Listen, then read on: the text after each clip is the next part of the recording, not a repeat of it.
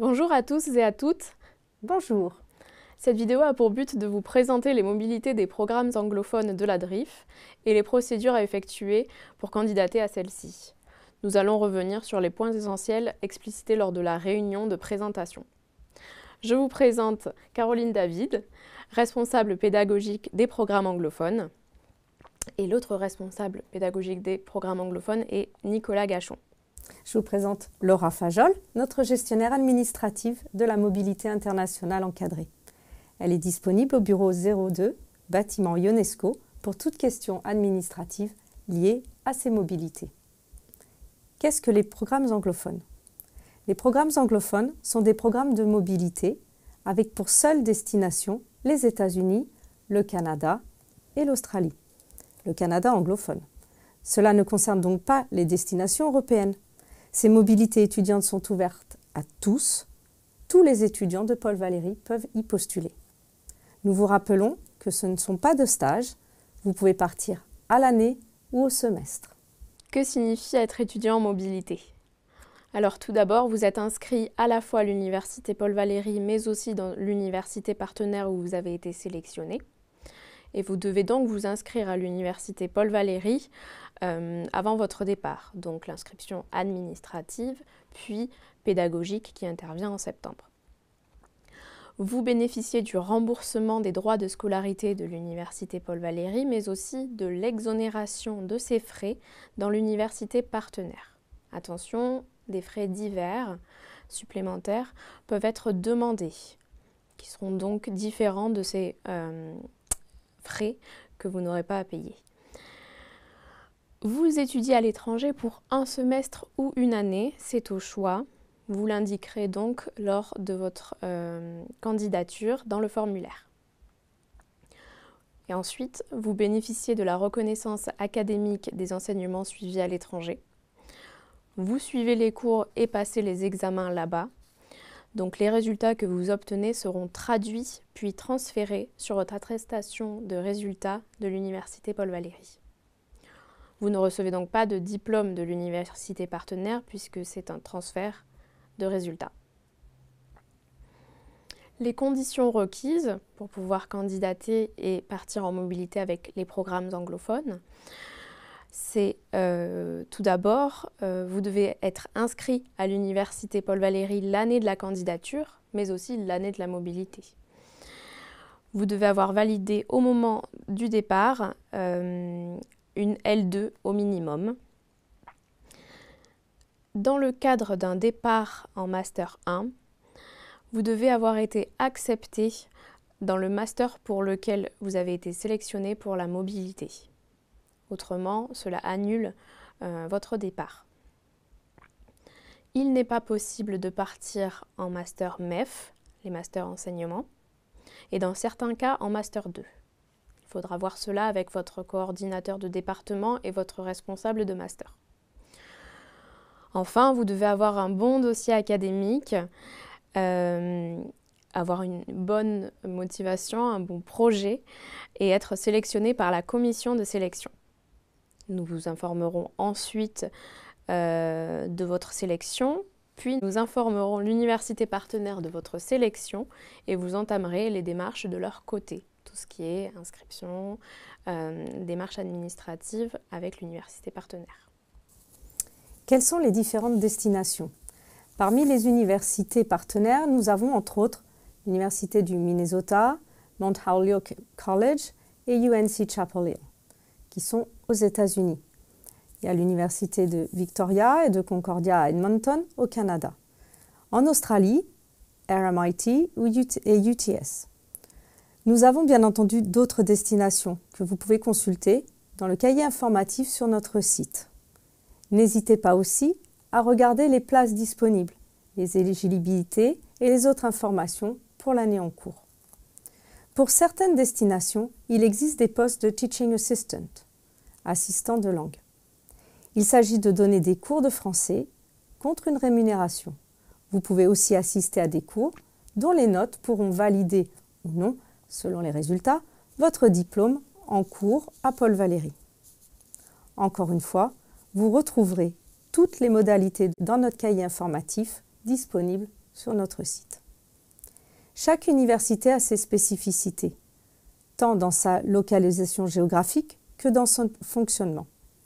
Certaines sont publiques, d'autres privées, avec des tailles variables allant de 2500 étudiants à 53 000 étudiants. Certaines se situent dans de grandes métropoles, d'autres dans des endroits plus reculés. Chacun doit sélectionner l'université qui lui convient, tout en respectant la liste des cours proposés là-bas.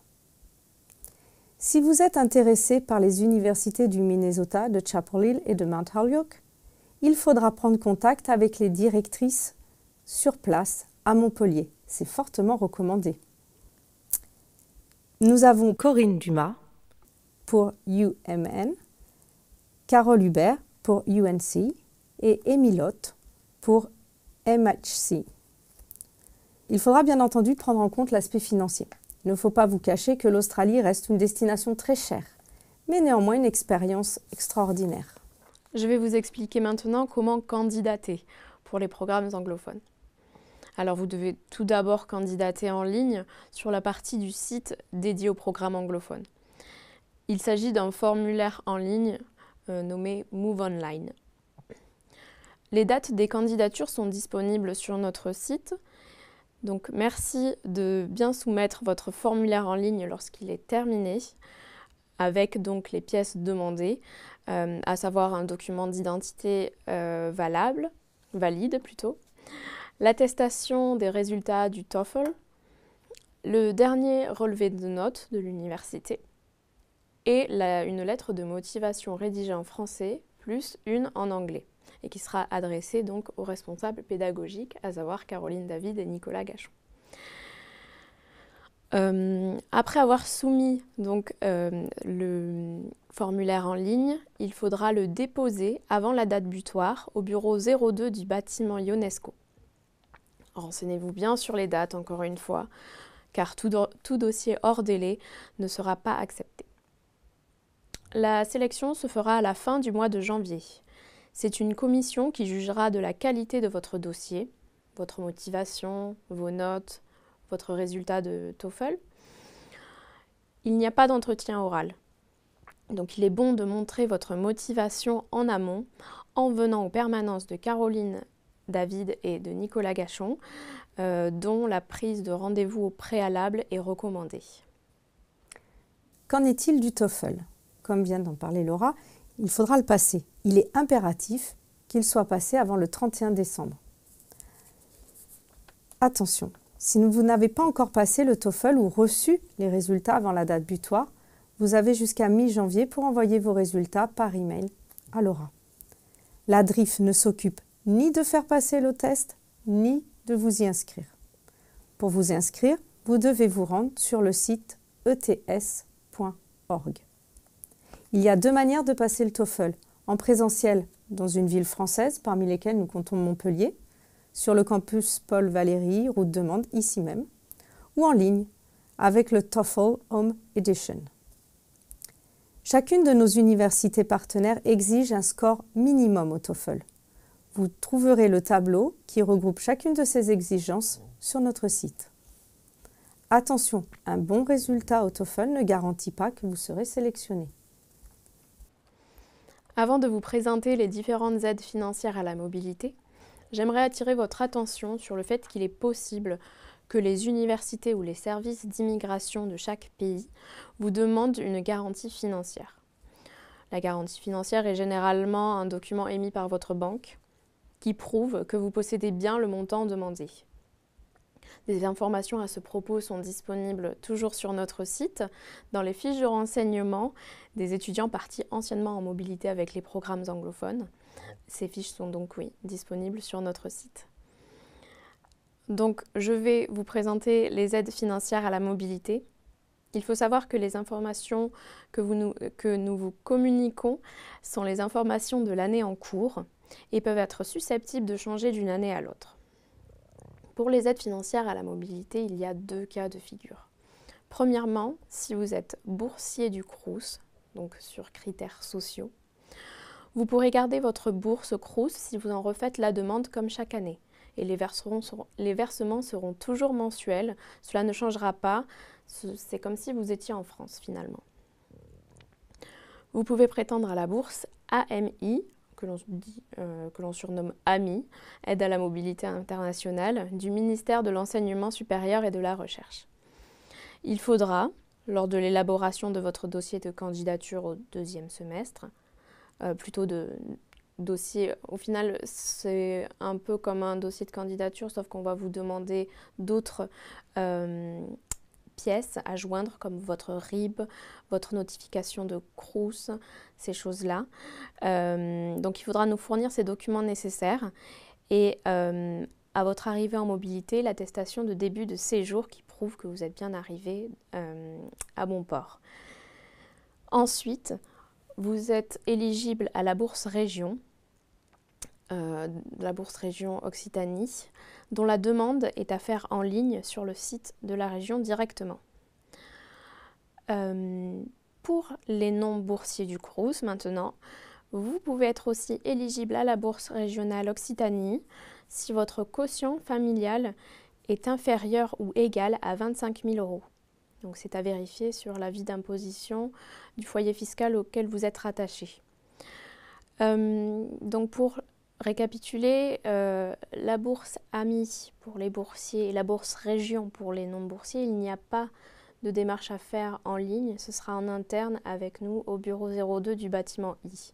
La seule démarche à faire en ligne, c'est pour la bourse région des boursiers du Crous sur critères sociaux, dont la demande donc est à faire en ligne sur le site.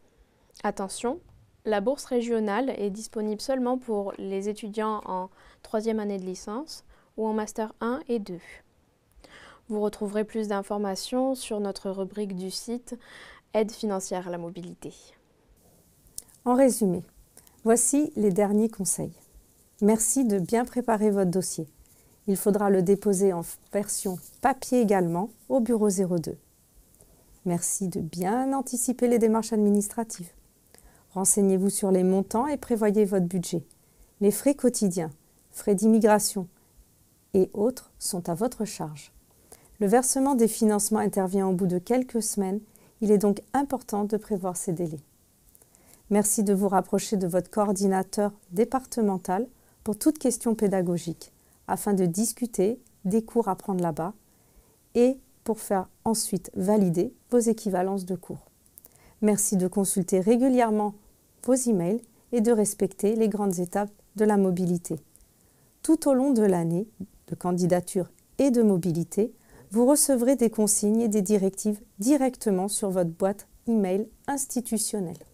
Nous vous invitons à consulter notre site où vous trouverez de nombreuses informations essentielles comme une foire aux questions, le tableau des exigences du TOEFL pour chacune des universités, un menu déroulant sur la candidature et sur la mobilité, mais aussi de nombreux documents nécessaires, essentiels comme les fiches de renseignement, témoignages des anciens étudiants, ou bien le cahier informatif qui parle des places proposées et des éligibilités.